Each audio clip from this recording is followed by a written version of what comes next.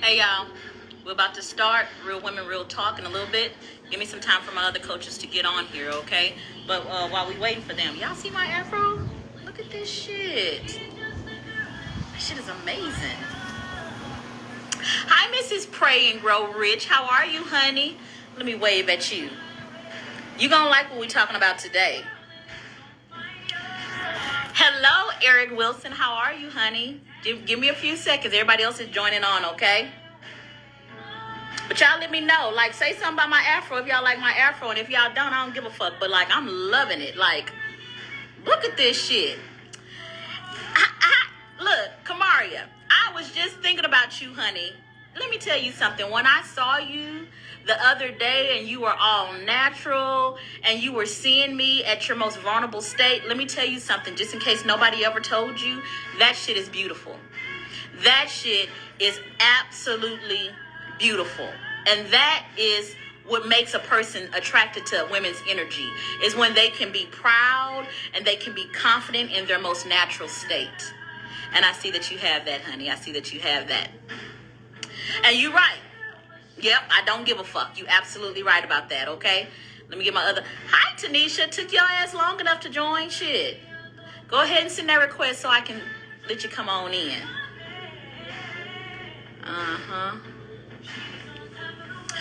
I had so many revelations this morning. I consider this to be the season that I'm letting go of all my shit, like getting rid of committing to things that are not aligned with me. We gotta stop doing that. Get this request. Okay, Tanisha, I just accepted your request.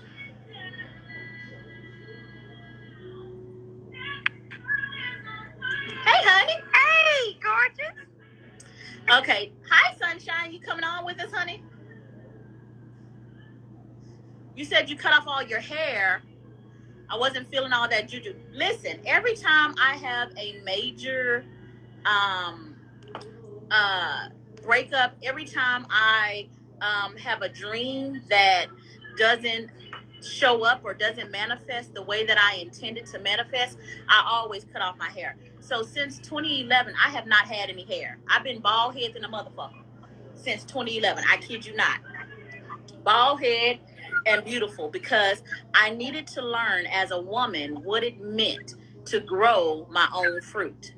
I have been a woman that has always grown the fruit of whatever man that I loved, whether it be my husband, whether it be my father. I became the image of what they felt that a woman should be. So whenever there was a breakup or wherever there was dis-ease in that relationship, I cut off all of my hair, because what I was saying is I want to be free from the bondage that this relationship brings me. So when you're cutting off your hair, ladies, just know that there is a spiritual you're like breaking free. You're like saying, fuck master, let me get rid of these motherfucking chains. And the chains were represented in the energy of the hair. So there is a spiritual connection between your hair and your emotional state. What I have found is like the go-to, when women's go-to is to cut off the hair, what they're saying is, I am starved emotionally. That's what they're saying. I'm starved emotionally. And I need to be watered emotionally. And women, and a lot of women, they don't even know, they don't honor their sensitivity enough to even recognize when they are emotionally deficient. It took me years, y'all. It took me years, I kid you not. Like, to honor my sensitivity and recognize that these little things that are happening in my relationships, even though I'm not saying anything about them, those things are fucking destroying me.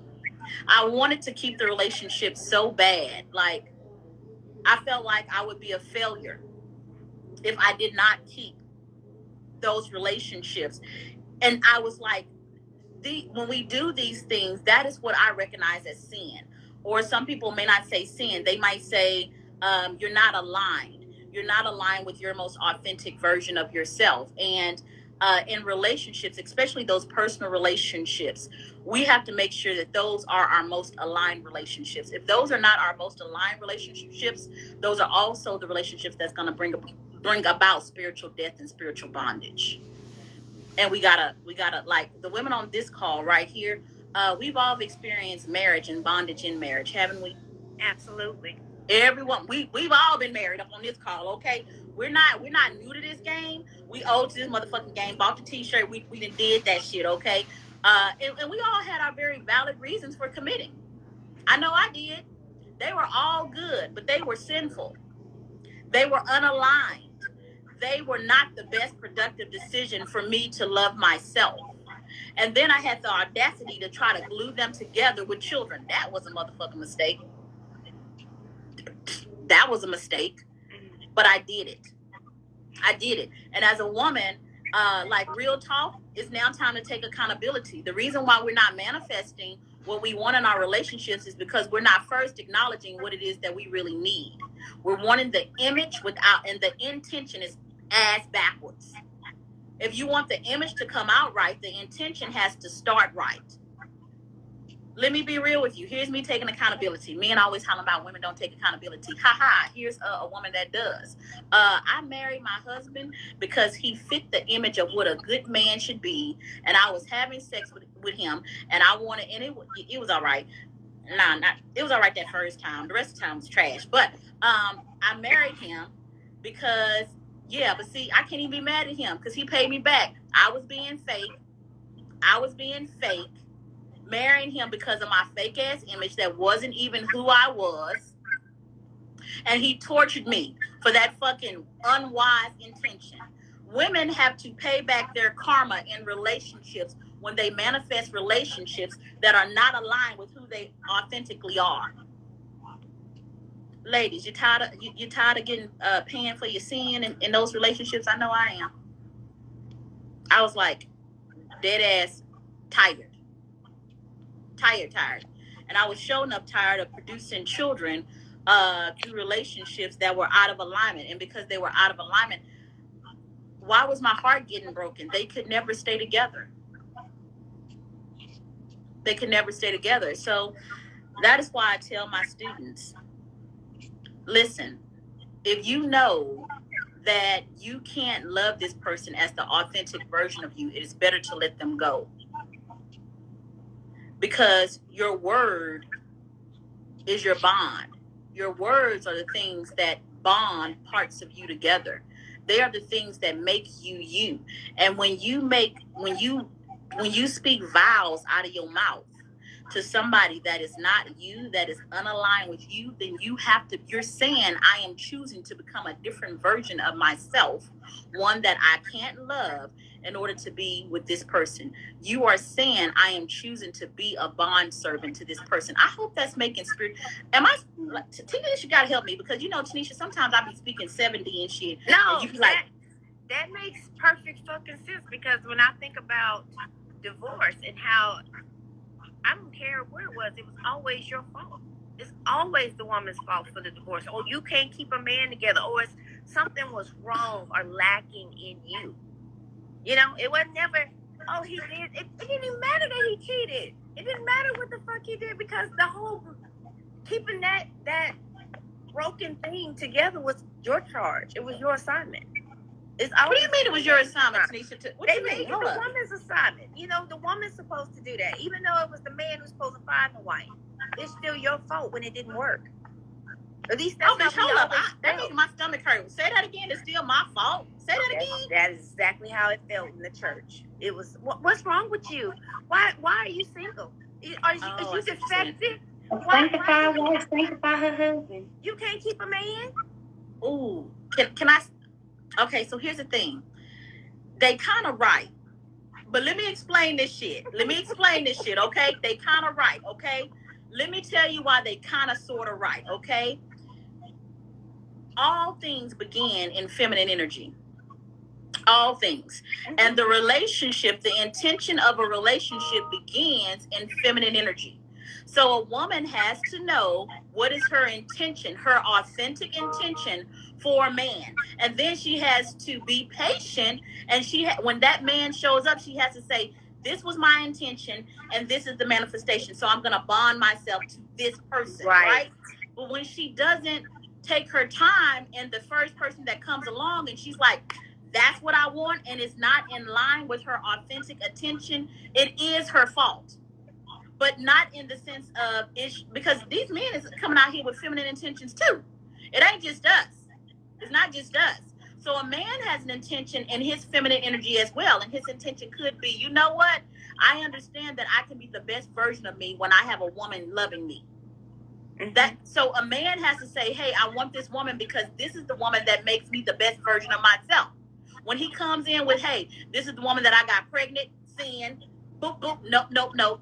That's not going to be your motherfucking heaven. That's going to be your fucking hell, okay? If he gets with her and he says, well, she's been around and she's been loyal and I feel guilty. And if I don't get with her, then I'm going to feel like I'm not a good man. That's sin. Boop, boop, nope, nope, nope. That's not going to help you make it into your heaven. The same thing with a woman when she says, well, I already got 2 children, Bob. Yeah, we fight sometimes, but can't nothing be perfect. Boop, boop. That's sin. That's sin. Like, for real, for real. You gotta act, because your word really is your bond. It is the thing that glues your universe together. Your word. So if you don't want to be glued to that, then don't speak your word over that. There you go. Don't bind yourself to it. When you sitting up here saying I'm gonna love you unconditionally, listen, ladies. When you decide that you want to get out of your single stage, because single stage is heaven. It can be heaven when you really fucking enjoying it, right? Okay. You better be trying to live every day. See, I gotta correct myself. When I was single, I was in depression, like, because I wanted to be with somebody. I don't do that no more. I understand what single is for. I understand. I be in love with myself when I'm single. I enjoy every minute of it.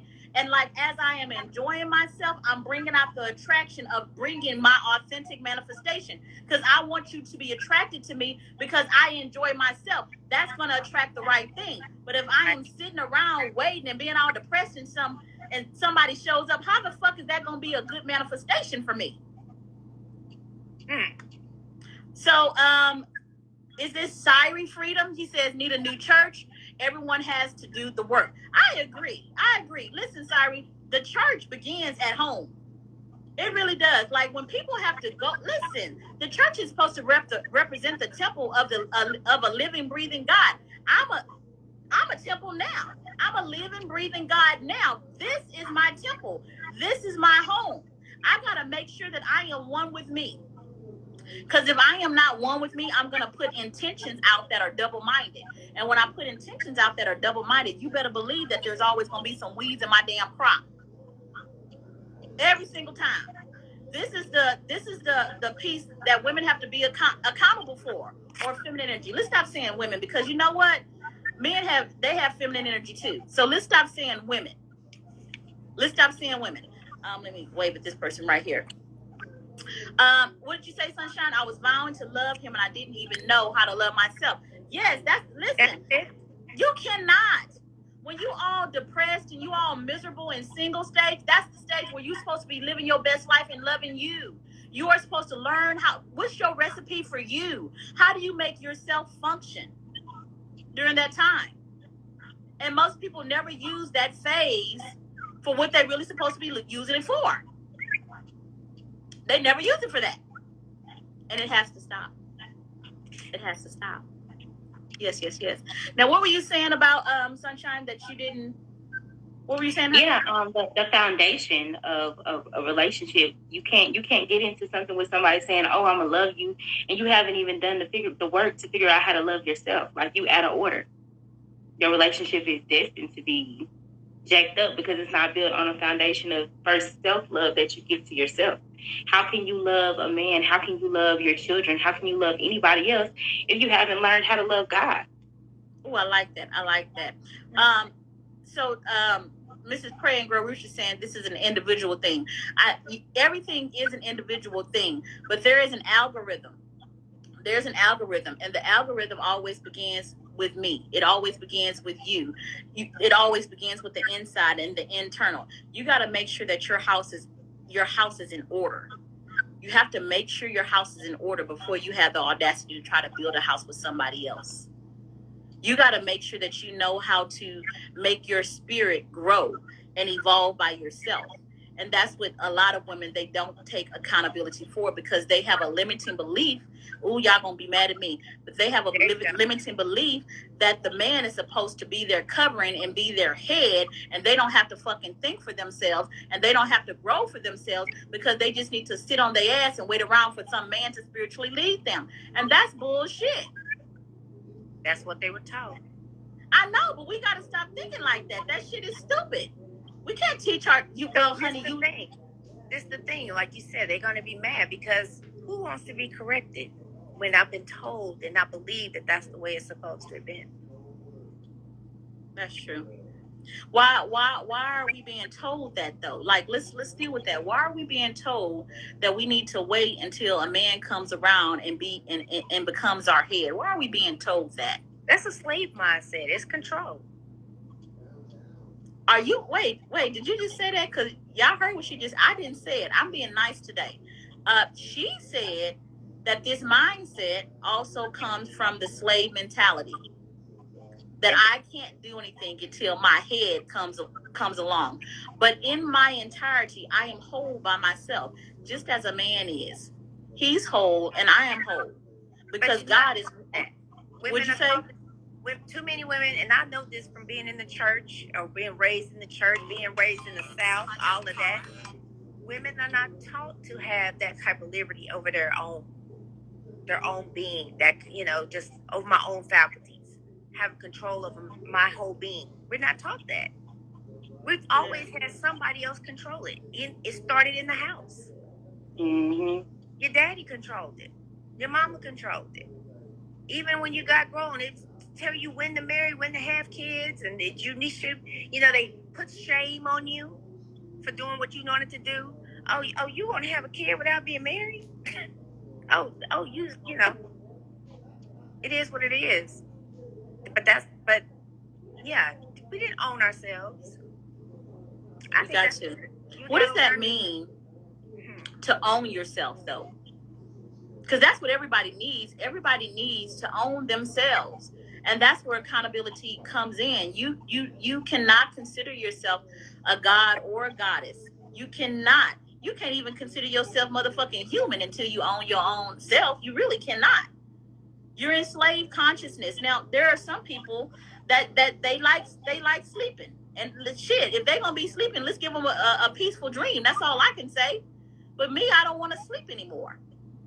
I decided I didn't want to sleep. Who teaches us about men? Nobody taught me nothing. We're all out here learning the same thing at the same time.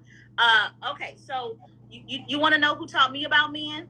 I'm going to tell you who taught me about men. I ain't believe shit he said, but it was my daddy. I was raised by my father more so than my mother. Now, what came out of my daddy's mouth is not what taught me. That's what he wanted me to learn. Right. That's what he wanted me to learn. He wanted me to learn the cleaned up version of him. But Sunshine and I were talking the other day. See, my daddy was teaching me lessons genetically about men, and he didn't even know it, because he birthed me in his own consciousness of sin, or his carnal nature. So I learned about the carnality of men from my father, or the parts of himself that he wanted to hide from me. Those things were working in my body. Your genes are teaching you whether you know about it consciously or not. They're teaching you some things, and I had to go ahead and accept what my genes were teaching me. There are certain things that I like. Those things that I like, when I look at it, it looks just like my damn daddy. Like, this is why little girls grow up and they repeat them saying, because the genes are teaching you something. They're teaching you something. Would you say, Tanisha, and y'all think you had that type of relationship with your daddy too? What did your daddy teach? My daddy he's a pimp, and he was. Oh, your daddy a pimp too? Mm-hmm. My daddy too. My daddy would have your daddy a pimp too? He was. I got into it with one of his girlfriends. Bitch was about the same age as me. Okay, my stepmother was my nanny. I wasn't taught about sex. My father did not teach me about sex. He taught me how to stay away from it. But my mother taught me to stay away from sex too, because she was very reckless with sex. I was never taught about sex, but I was taught get a check in your name because whoever controls the money controls the household. I was taught to emasculate the man. Ooh, wait. Okay. So by getting a checking account in your name, Anitra, you believe that's emasculation of a man? Am I understanding that correctly? Y'all read that comment that Anitra's saying. I hope that's. Well, I think what she's saying is, she was taught that whoever has the most money controls the household, right? And so if you're earning more than your partner, then that puts you in a position where you can emasculate him if that's what you were taught to do. Okay.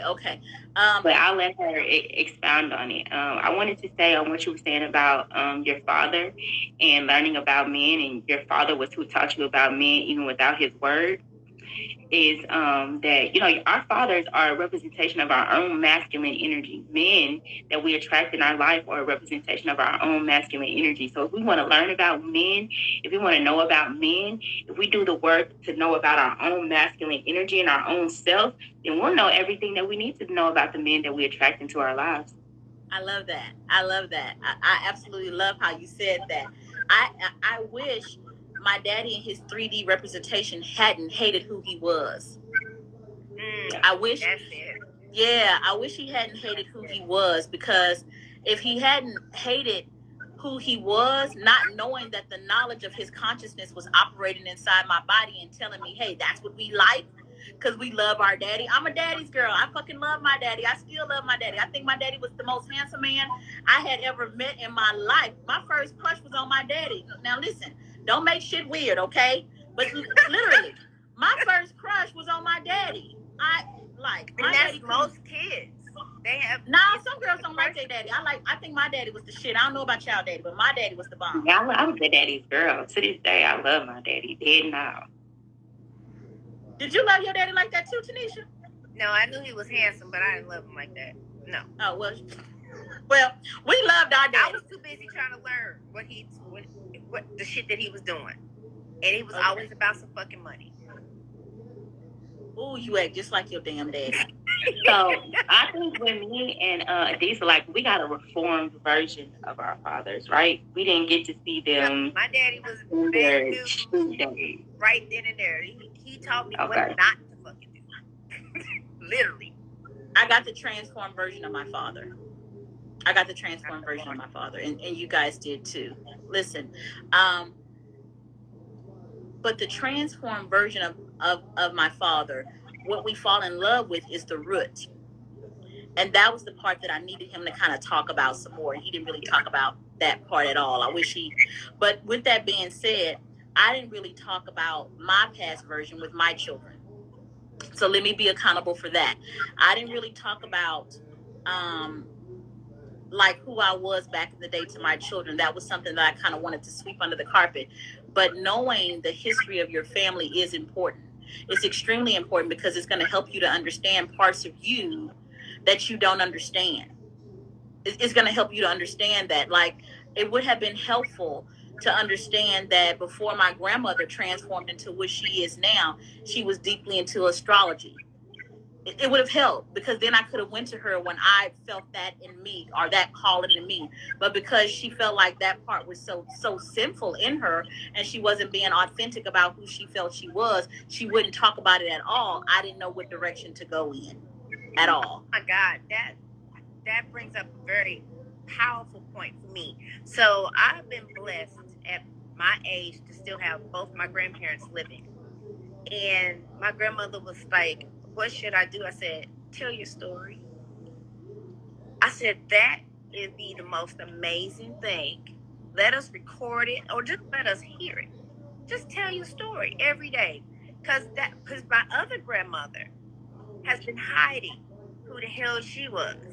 And all of it does come up and creep up, and we're like, damn, she did this, she did that. It sneaks out. And that's what happens when you don't deal with the shadow and your childhood and all these other things. So her shit's been creeping up on her. But my other grandma, she just kind of, we knew a little bit of her edgy shit, but it's like, if she just told that story, it's healing. It's actually healing for the next generation to know. I like that. A lot of healing in it. I like that. To bring out this church perspective a little bit more, Anitra, I want you to send a link to join. Anitra, figure out how you join this call because I want you on because I feel like you got something to say. You feeling that same thing, Sunshine? Absolutely, I read what she put in the chat, and it's like a delicate balance because as a feminine energy leads, right? So there is, a responsibility to be like in that leadership role. But how do you take that role and not emasculate the man? How do you take on that leadership role and not make the man feel like he's less than when he lives in a society that tells him he has to be the leader of his household? Okay. Okay. So a man has to be secure in his own masculinity. Now listen, I can bring him into overflow, but he has to feel like a man. It don't need to have shit to do with me. It just does not. He needs to fill his own cup and figure out, hey, this is what it means to me to be a man, and then just be that shit, okay? If he is just that shit and he has gotten with me out of authentic, out of saying, hey, this is the woman that makes me the best version of myself, then he wouldn't be choosing a woman that's emasculating him. Does that make sense? Yeah. Or they've gotten together and there's a dynamic in the relationship that has changed.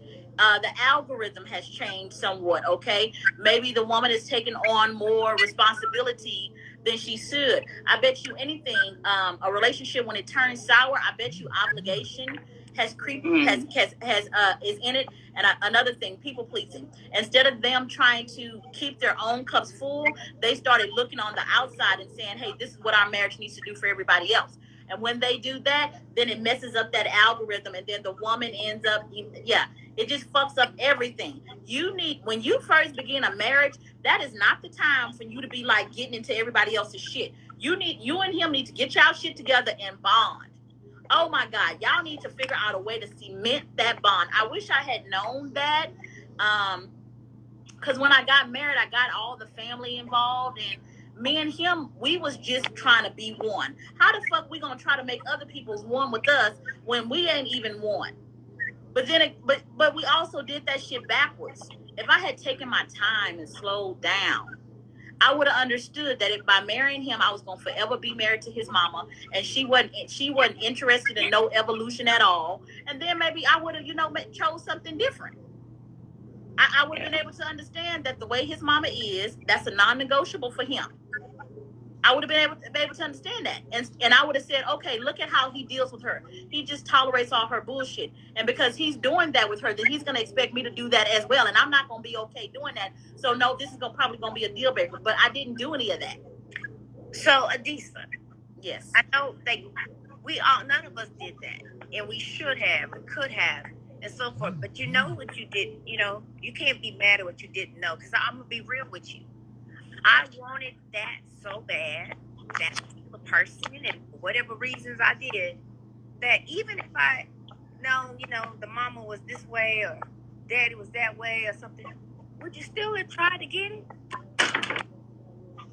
Wait, did we call Anitra? Anitra at the doctor.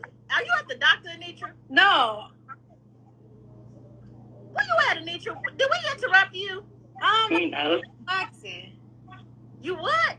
I'm relaxing. Oh, okay. You're right. Would I have done it? Yeah. You know what, Tanisha? Even with the knowledge that I have now, would I have went back and did all that shit?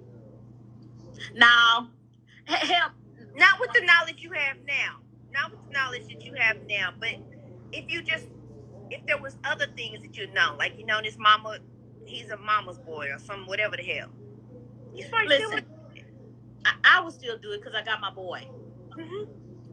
I got my boy. And that intention, me getting my son, I wanted to enjoy motherhood. I haven't always enjoyed motherhood, but with Yakin, I enjoy motherhood. And that was a piece of my puzzle that I needed to pick up. And if it needed to come through him, I'm absolutely fine with that. I'm absolutely perfect with that. Because I believe even when I fuck up, it also serves me. I look at everything that I do as serving me. And speaking of that, I got to tell y'all a little story. Y'all gonna love this. This is the story of Aunt Jessie when she beat my ass. Okay. So, listen, y'all. At age 16, 17, I was homeless. I was homeless. I had one child, and I was living with my best friend. Her name was Tammy Lynn at the time, right? And she had an Aunt Jessie, and I absolutely loved Aunt Jessie. Aunt Jessie was one of them aunties where you go over to her house and you know you do something that you really ain't supposed to be doing, and she gonna be cool with it and shit, right? And I was over there playing spades. I was over there playing spades with her, y'all. And Aunt Jessie liked to cheat sometimes, y'all. And she started cheating, y'all. She started cheating. And I was like, Aunt Jessie, you reneging. Aunt Jessie, you reneging. You need to stop all this reneging. And then out of nowhere, y'all, Aunt Jessie cold cocked me dead in my motherfucking eye. Yeah. Now listen, this story finna go somewhere. Listen. Listen. This story finna go somewhere. Listen. She knocked the shit out of me in my damn eye and started beating my ass. She jumped over that spade table and started beating my ass.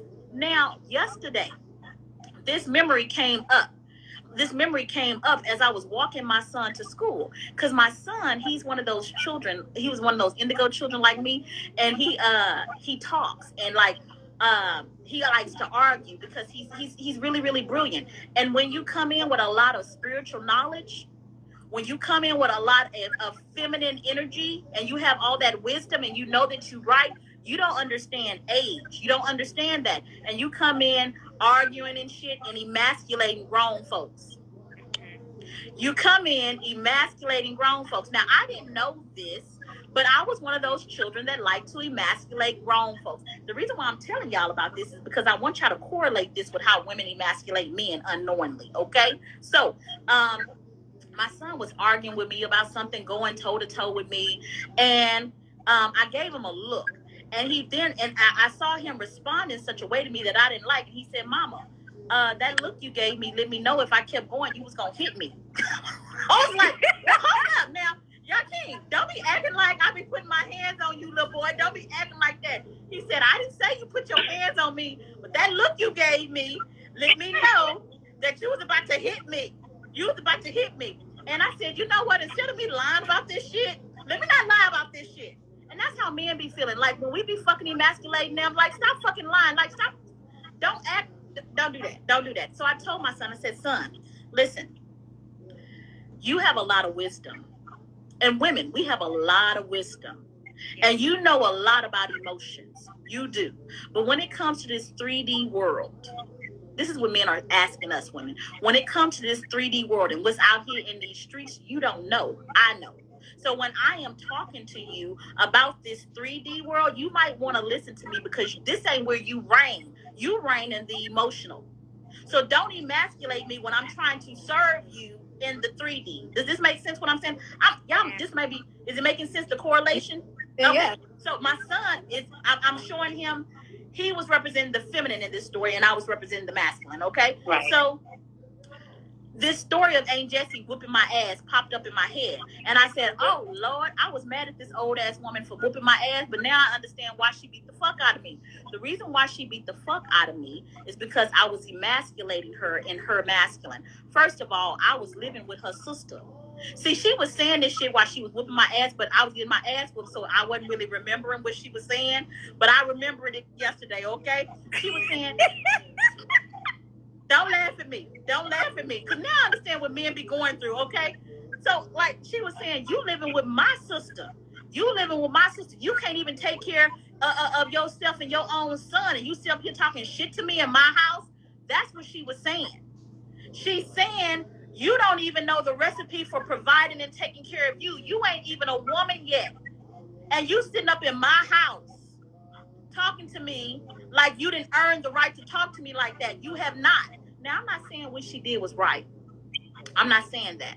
I'm saying that in her masculine energy, I was out of order. Just like in my son energy, he was out of order for talking to me like that. He was trying to emasculate me.